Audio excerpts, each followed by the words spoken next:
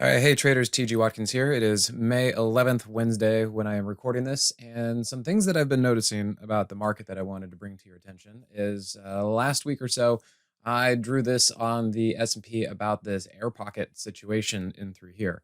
And yeah, I drew this there. You can see the last couple posts on my social medias, Twitter, stuff like that, and even in my trading room. But I drew it right about here is when that started. And I said that there's an air pocket here, and that it seems to me that price is likely to go to the other side of it and probably something into it. So here we are now, May 11th. We've got price sitting right on the lower side of that air pocket. Now, I have generally been calling for 380 at this point. The reason, because from the high to 380 is about 20% total correction. I keep talking about this, but that seems more like a target at this point.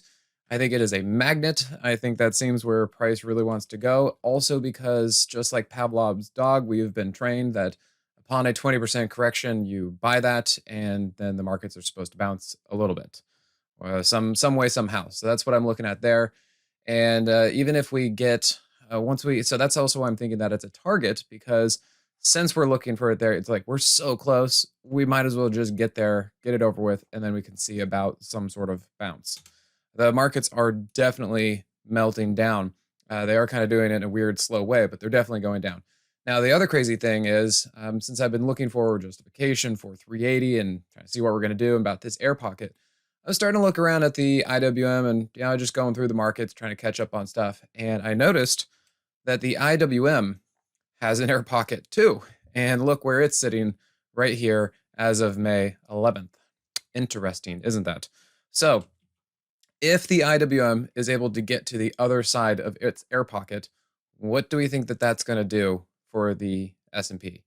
I also think that it wouldn't be surprising for me to see price at least go down to about 160, maybe a little bit further, because that is the beginning of where we start seeing some actual consolidation, or at least some sideways movement, or just some price congestion.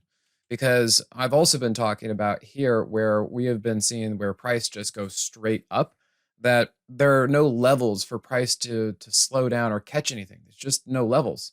And so it makes total sense that when price started to fall, it's just falling straight through all this because there's nothing to slow it down. And this seems about the next area for price to start running into some of that congestion and previous support. Of course, it can always go later or lower, but I do think that's a general area to be targeting, especially with this air pocket. And if the IWM goes through there, that should also take the S&P down to about 380. So yeah, hopefully you guys are on the right side of the trade and stick through it a little bit longer with this market.